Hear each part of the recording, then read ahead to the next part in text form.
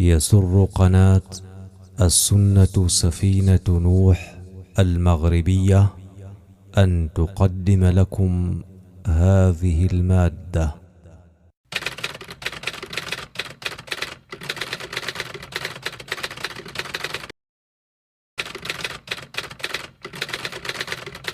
ورجعوا اقراوا بتدقيق ما يقوله الألباني، ستجدون أنه ليس فيه رائحة الشيعة، متشيع بطريقة غير مباشرة. ونحن نفهم اللغة العربية جيد ونفهم يعني الأشياء كيف تتم، لأن صلة الوصل اللي كاينه ما بين الشيعة وهذه السلفية، طبعا السلفية هي اللي لعبت الدور الآن، تلعب دور بدون أن تشعر. تريد الآن يعني أن تكون جسر ما بين الشيعة والسنة، وهو متناقضان لا يلتقيان.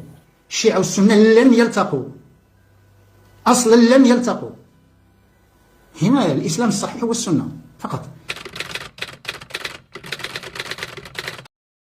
العالم الشيعي الذي يصرح بعقيدته التي هي الكفر بعينه، هذا نقول بأنه كافر، كالذين يقولون مثلا بمصحف فاطمة رضي الله عنها، والذين يقولون كالخميني الذي أعلن أنه أئمة أهل البيت عند الله عز وجل بمنزلة دونها منزلة الملائكة والرسل والأنبياء إلى آخره.